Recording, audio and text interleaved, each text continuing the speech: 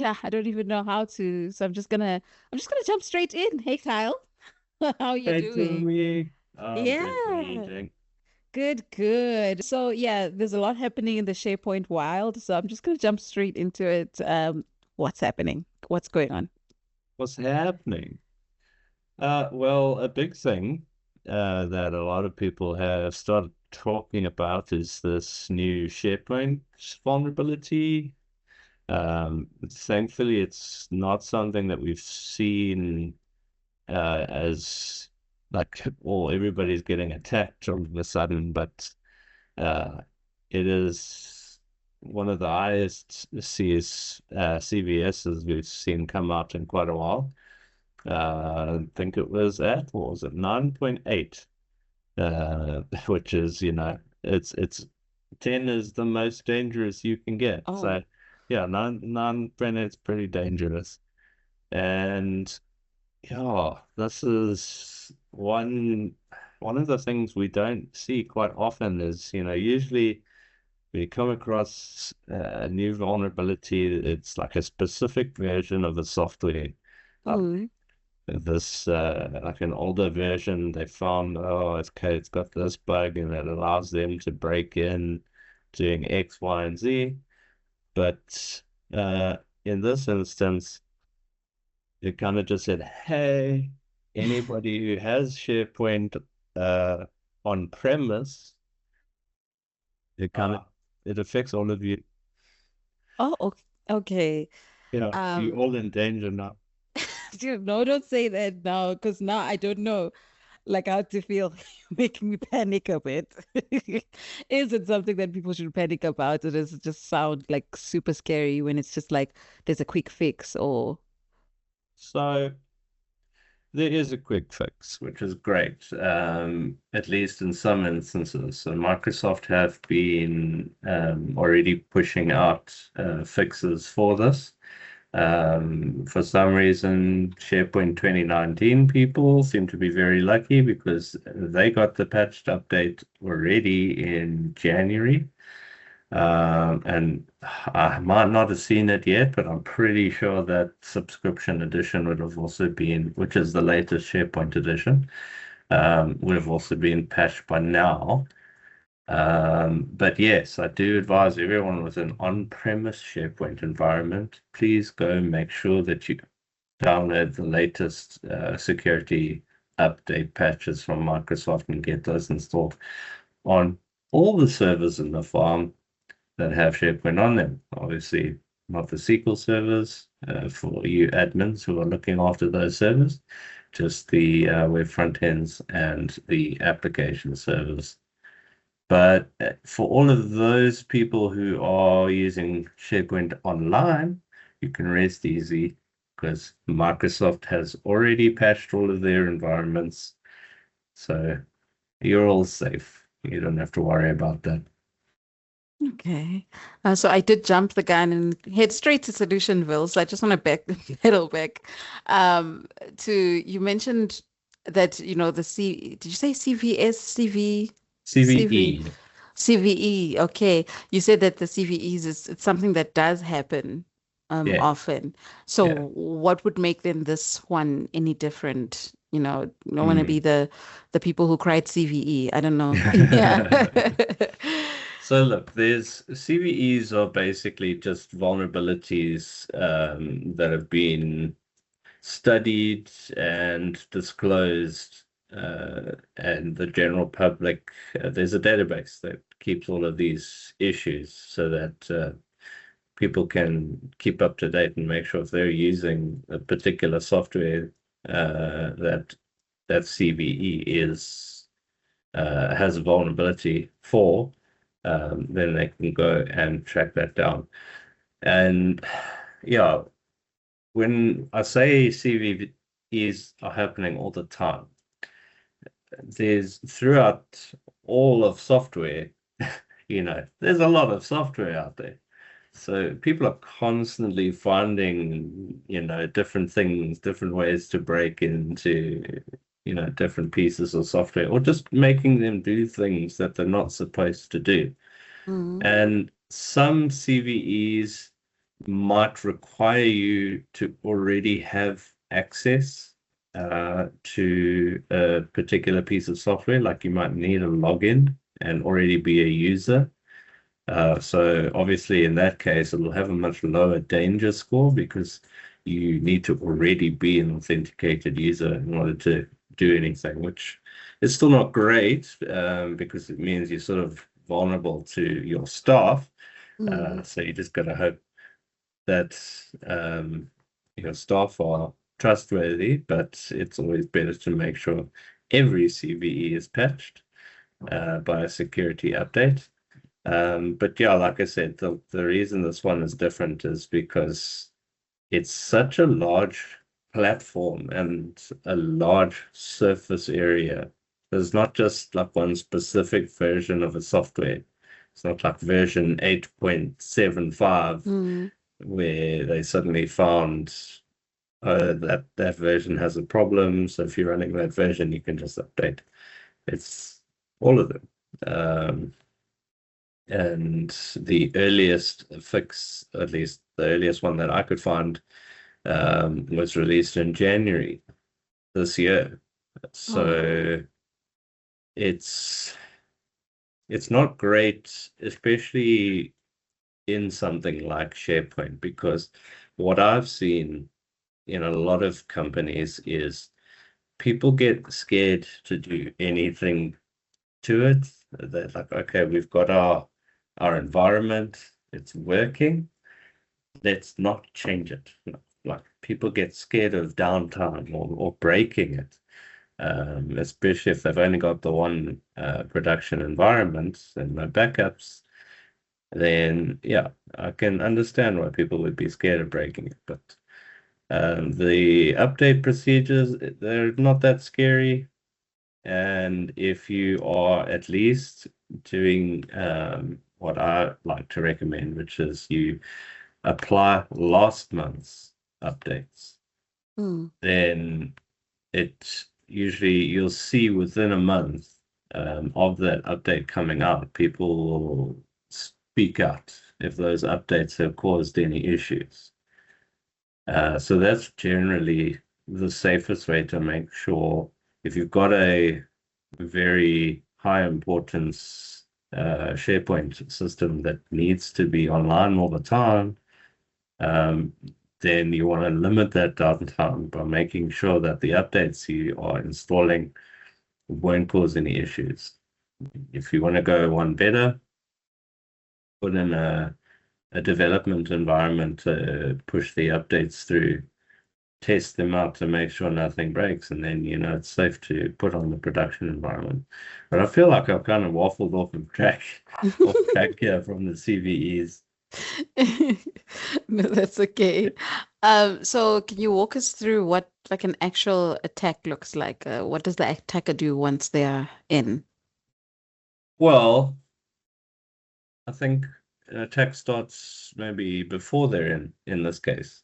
Hmm. So this particular issue is some people are calling it low level or like you need some form of authentication, Hmm. but that's not true in all cases. There are certain endpoints that an attacker can use on certain SharePoint environments that don't need any authentication. So that's one of the reasons why this is so dangerous. An attacker can get on the network either from some backdoor software that he's installed through malware, or someone has, done some social engineering and called up one of your users and said, this is Microsoft. We've come to log onto your computer to make sure that you are safe. And meanwhile, it's some call center somewhere and they're logging into your computer and they're putting in a backdoor. Mm. And now you have this infected computer on your network, um, or that computer has a VPN and that person's working from home. They're connecting to the company VPN in order to get onto SharePoint. Now there's an infected machine that has access to SharePoint. that's where the attack starts. So that um, that infected computer, the person who is now trying to get in, they don't necessarily have any authentication. They haven't stolen any passwords or anything. But if they can see that SharePoint server, now they have the ability to exploit this latest problem, even without passwords. You. It's So, okay, I don't know if I'm jumping the gun as well. So does that mean like, for example, I'm working from home right Yeah. now. So somebody, is it like somebody can pick up basically and get on our SharePoint? Is that what you're saying? Well, in this hypothetical scenario, and you've now been contacted by, someone doing social engineering, and they said, "Oh, we need to log into your computer." Firstly, no, you never let anyone log into your computer unless you know them. If you know someone in support, you've seen their face, you know their voice, and you chat to them on Teams, then okay, cool. That feels a little bit more safe than some random person phoning you from Microsoft. In Fair. your situation, no, you're completely safe. Firstly, we don't have a direct company VPN going to where all the main data stores are.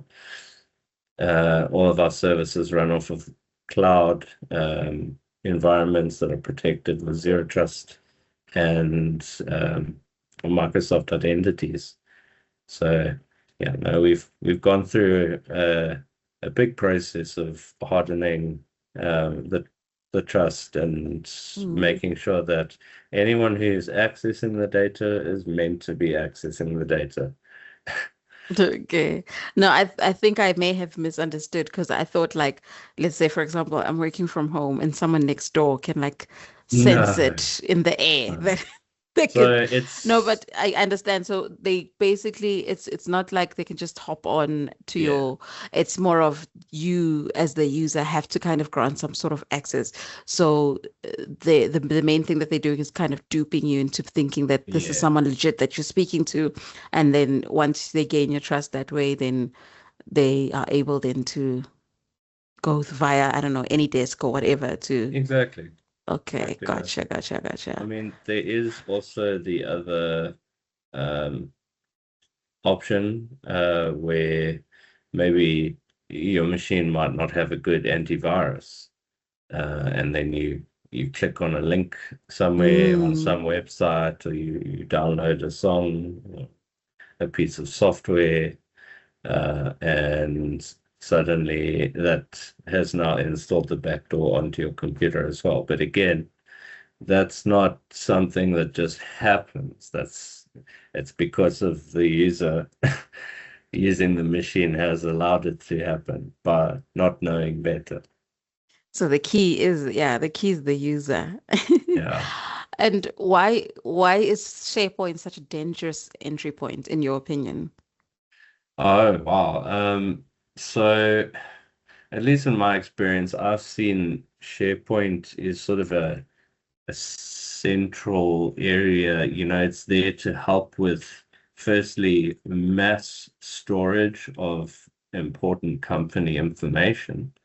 Mm, But it also runs various systems that might be system critical for different companies. And it just has all the details about the people within the company. So there's a lot of what you might class as sensitive information that mm, should only really be accessed by your own employees, that now just becomes available to whoever might be doing one of these attacks. mm, Another thing is the way that the SharePoint on-premise is working is it's got these very privileged service accounts that run those actual services on the server. And it might be possible that running or getting attacked by one of these issues, they can take it even further by taking Yeah. control of these accounts that have excessive permission. If I were to, or somebody were to, be asking themselves, okay, but how do I know, if I'm exposed? Then what would you tell them? Because there are some things you don't know who's penetrated the walls until it's like very late, and then it's like, oh, how long has this person been here? What have they done? What have they accessed? How do people know that they're good, that they're safe, that they are still, yeah, sharp? Yeah. So what we'd like to recommend in those cases is just increased monitoring. Not all antiviruses are gonna pick up things like these. I know they have gotten a lot better lately, but if people have found this vulnerability and then they've now set themselves up as what the system thinks is normal, then they might not be picked up there. But there are certain things that you can set alerts for um, Mm. on in your environment. So things like strange command prompt shells, processes that have been kicking off, or PowerShell um, scripts that have been running. There's also a bunch of network sort of monitoring that you can do. So for those companies that have firewalls in place, you can start to look for traffic going to maybe unusual places. Like you don't usually see a lot of your outgoing or incoming traffic from, say, Russia, something Yeah, like yeah, that. yeah. So yeah, it's not like it's a little scary because it's not one of those things that you can just see Yeah. that it's happened. Um, Also, like the SharePoint logs themselves, if you set alerts for like lots of failed login activity, sudden spikes of like, or somebody's downloading the entire website. Mm-hmm. Um, there's all sorts of things that you're going to want to set up alerting for. Um, but before you even do that, it's rather better to go to Microsoft and check for the latest update. Make sure you have the latest update for your SharePoint environment first, Mm. uh, to stop the ability of anyone being able to use this attack.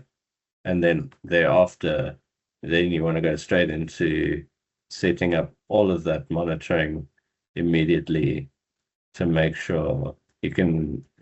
There's probably some logs in the default logs that are set up that you might be able to find.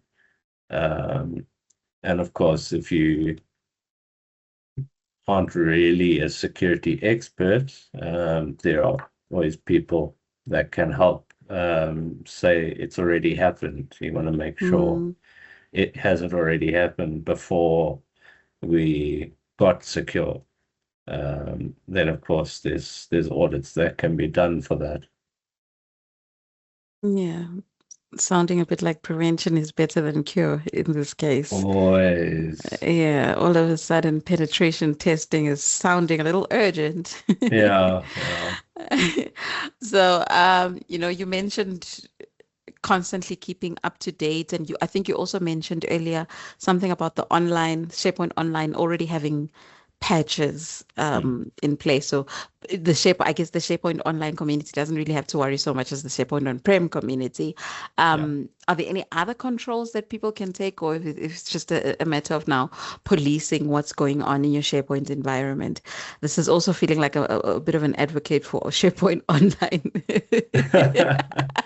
I know. Look, yeah, I don't think it's that much of a big deal. Like for those companies who have regulations that don't allow them to use cloud services, Mm, um, it's not going to break the horse's back. It just means that they're going to need to strictly follow the update schedules and make sure their SharePoint environment is secure. mm, If you're going to keep, if you have to keep your SharePoint on premise, then you have to make sure it's safe because Microsoft's not going to do it for you. yeah. They do the best they can, but at the end of the day, you've put a piece of software on your environment and it kind of stays there. They don't have any control over what you've installed.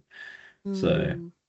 yeah, no, it's up to the IT staff to make sure they keep that locked down. It's not like they need to police everybody on SharePoint and make everybody's lives difficult.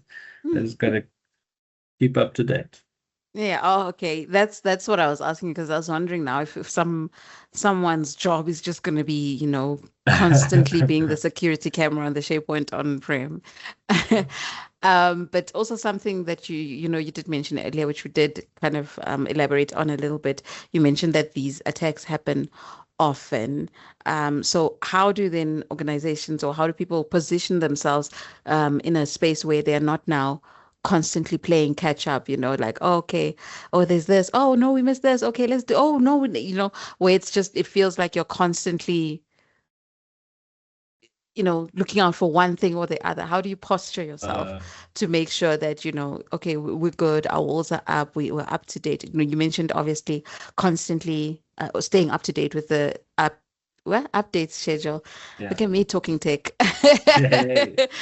But are there any other ways that you could kind of um, be in the right posture without playing policeman or without now obsessing over security in your environment?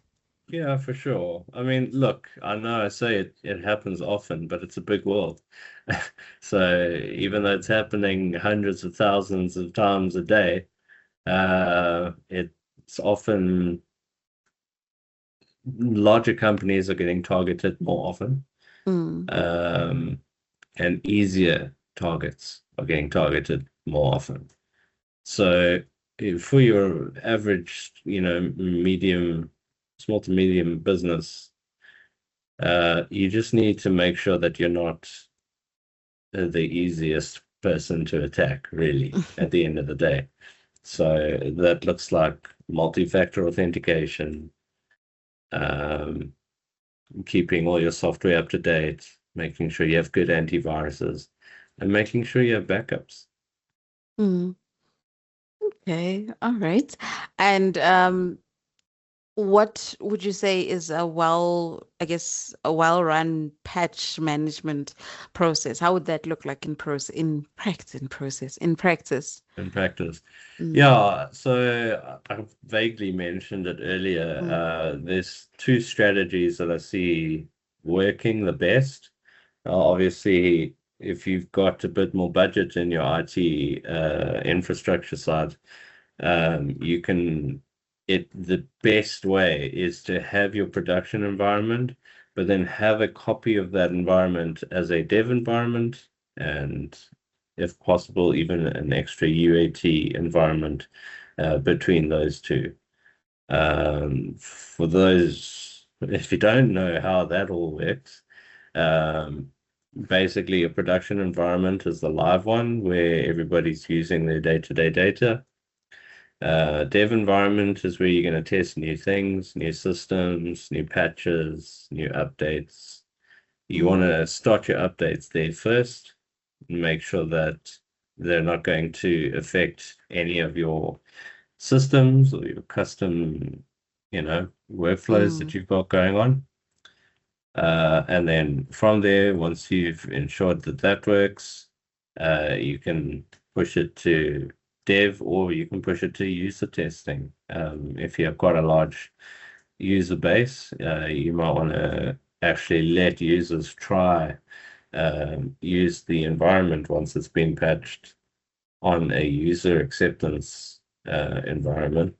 and only thereafter move into patching production. But what we see as the secondary option is to not necessarily patch the day a patch comes out. If an update comes out, you want to give it like a minimum of a week, Mm-hmm. no less than a week. And you want to keep your eye out to see, okay, latest patch, this is what we need to patch our environment to get it to the latest level. Then we check online, has anybody encountered any issues with this patch? Now, because there's so many people using Microsoft products, we usually within a week will start to hear, someone with a similar situation to you, with a similar setup, they might have encountered a problem. But some people have some very unique environments, so that process doesn't always work out the best. But if you've got a standard environment, then yeah, wait a week, check the blogs and forums to make sure no one's had any issues with it, and then go ahead, schedule your downtime and do the patching. Gotcha. So it's one of those cases where you don't really want to be an early adopter. You want to get That's the a it. lay of the land first. You never want your production environment to be the early tester. Yes, Yeah. okay, I understand. I actually thought we were done, but there is one question that I do have before we wrap it up. Just what risk do people face if they do nothing? So, knowing that, okay, there's attacks like this out there, and then, kind of being like, oh, chill, all up out of order. I guess, yeah, what is the risk of doing nothing? Yeah. Look, there's definitely nothing good about that. You basically, it's like leaving your windows down um, on your car in the car park, and then going off to go shopping and leaving all your valuables inside. Mm, There's always a chance that nothing would happen, but the risk is way higher now. If somebody spots that you have SharePoint and they know about this exploit, they're going to try it. And mm, it's not just, you can't just think, okay, well, my SharePoint's on premise, so no outside factors are going to start trying to attack us. Well, it doesn't have to be an outside attacker. Uh, there's been many instances of internal staff um, attacking their own systems, getting oh, access to information that they're not supposed to get access to, and then yeah, that's a whole can of worms that can people happen. are busy out there.